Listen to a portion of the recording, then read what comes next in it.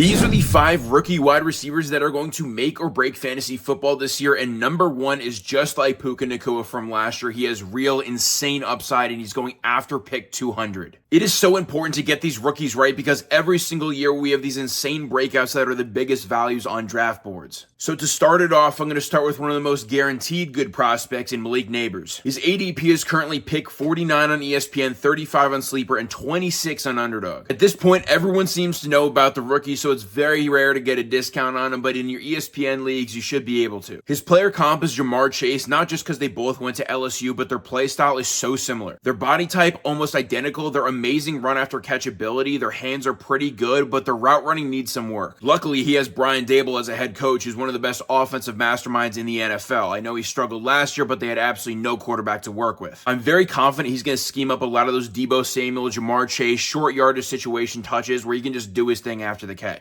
If the Giants are able to coach up his route running ability, we could see one of those CeeDee Lamb year 2, year 3 breakouts from him. He's really the only competent wide receiver or receiving option for that matter on the Giants, so he should get peppered with targets immediately. My only main concern is they won't see many red zone opportunities as the Giants were 29th in this category last year. The year before when Danny Dimes was healthy, they were 20th, so a little bit of improvement. I'd say this year the upside case is like 16th to 18th best in the league, but if they do get down to the red zone, I don't see why he wouldn't get the bulk of the touches, especially now that Saquon Barkley is gone. Who else are they going to give the ball to? I think the best comparison to me is DJ Moore in his early days at Carolina. He was mainly used as a run after catch or a deep threat type of wide receiver, and his touchdown upside was not that good because the offense wasn't that good. Both guys have not the best quarterback play. Daniel Dimes has some flashes of upside when it comes to deep ball accuracy, but my prediction for him would probably be a little bit over 1,000 yards and maybe 45 touchdowns. Our second wide receiver on this list is on the Kansas City Chiefs. Xavier Worthy, pick 106 on ESPN, 76 on Sleeper, and 61 on Underdog. Clearly the market is very confused where to put Worthy in the rankings right now, which is why we need to get him right. The pros for him: he's the fastest player we've ever seen in the NFL, and his breakout age was 18 in the 97th percentile. He's paired up with the most talented quarterback of all time, playing in an offense that's projected to score 27.5 points per game. The cons: he's 5'11", 165 pounds, he's very small. He's on an offense that we don't really know the target tree design after Travis Kelce. We know Kelce's going to get a ton of targets. Rashee Rice, after suspension, should do his thing,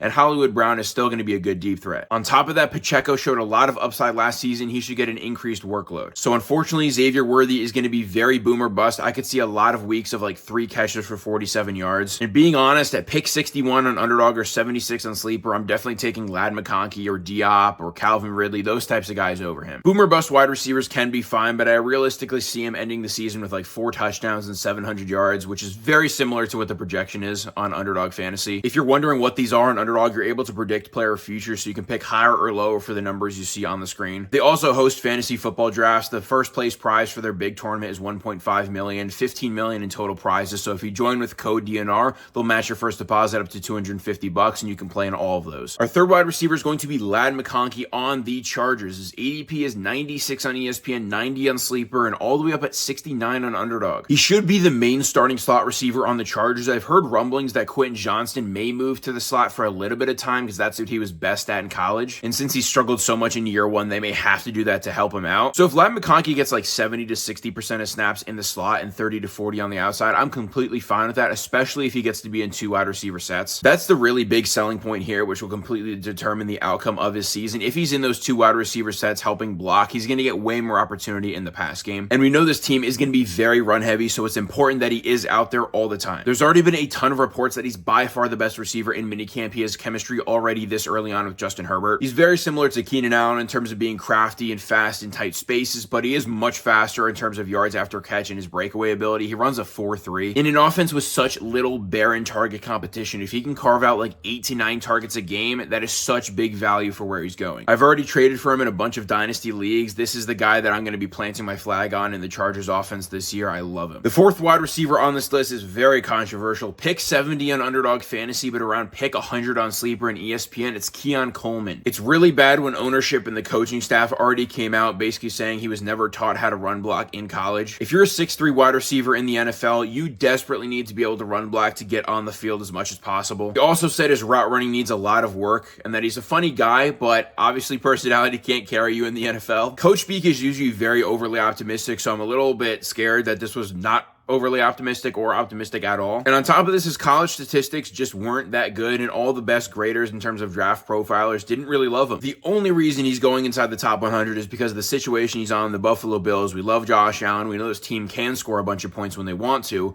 but who knows? Curtis Samuel is slowly rising draft boards. I'm someone who personally doesn't love to draft the wide receivers who aren't nifty and crafty on their own, that really depend a lot on the quarterback throwing them open. And while Josh Allen totally can do that, this reminds me a lot of Gabe Davis, who is extremely boom bust, and I would say he's even a little bit worse than Gabe Davis because at least he could block. Around pick 70, I would rather draft a guy like DeAndre Hopkins, who I know can get over 1,000 yards and 8 touchdowns with ease. Whereas Keon Coleman is going to start off extremely slow, sit on your bench for a while, and maybe even get dropped by a bunch of people in your league. So just wait until later on in the season and pick him up off of waivers or trade for him when his value is very low. And the final wide receiver on this list, the guy that I really think has the best chance of being the next Puka Nacua, going at pick 199 on ESPN, 157 on Sleeper, and 140 on Underdog Fantasy, is Jalen Polk. For the guys who were drafted late like Amon-Ra St. Brown and Puka Nacua but broke out, what were the situations that they had in common? They had a very easy depth chart that they could climb. Granted, Cooper Kupp did get hurt, so that helped out Puka a lot. But on that Detroit offense, remember we were drafting Brashad Perryman,